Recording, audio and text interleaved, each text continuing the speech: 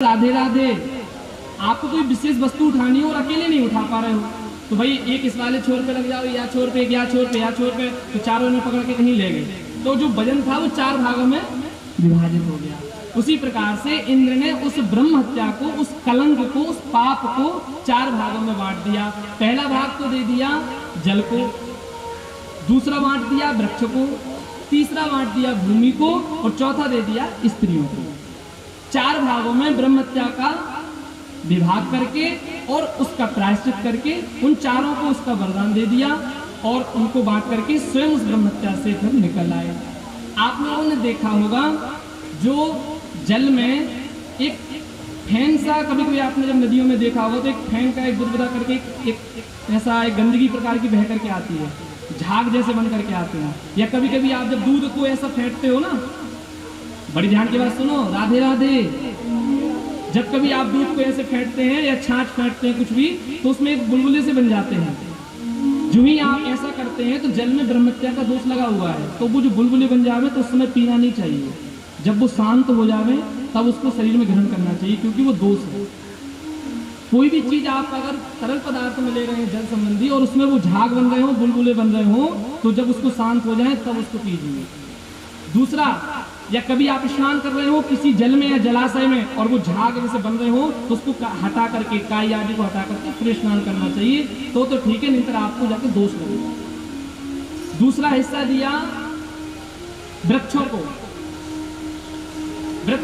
अच्छा जल को वरदान भी दिया।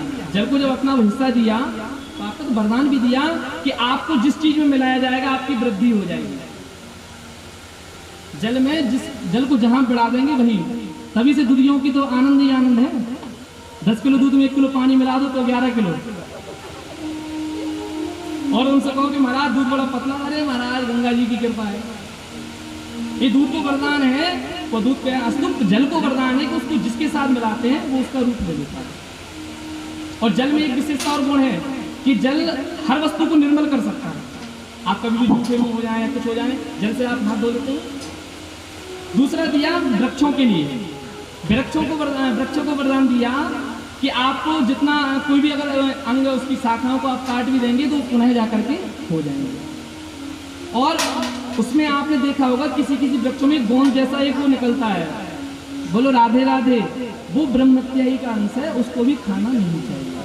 तीसरा दिया भूमि के लिए, भूमि में जो ऊसर भूमि होती है, बंजर भूमि जिसमें कोई अनाज नहीं होती, उस पर कोई धार्मिक कार्य नहीं करने चाहिए, अनुष्ठान यज्ञ आदि नहीं करना चाहिए, कोई ब्रह्म हत्या का है। उसको वरदान दिया भूमि को कि आप जाकर के आप यहाँ कोई भी अगर गड्ढा भी खोद देगा, कोई जगह ऐसी होगी तो अपने आप धीरे धीरे वो भर जाएगी।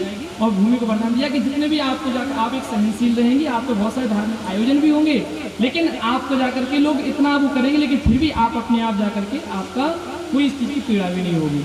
और चौथा वरदान दिया स्त्रियों को, पहले तो उनको दिया ब्रह्म हत्या। तो आप देखते होंगे स्त्रियों में जो मासिक धर्म होता है वो ब्रह्म हत्या का ही अंश होता है, जिसमें 4 दिन स्त्रियां जाकर के पूजा पाठ से वंचित रहती हैं। और उनको वरदान दिया कि आप जाकर के चाहे कैसे भी दूषित क्यों ना हो, स्नान के बाद आप जाकर पवित्र हो जाएंगी एवं जाकर के हमेशा आप संतान उत्पन्न करने की सामर्थ्य से युक्त रहेंगे।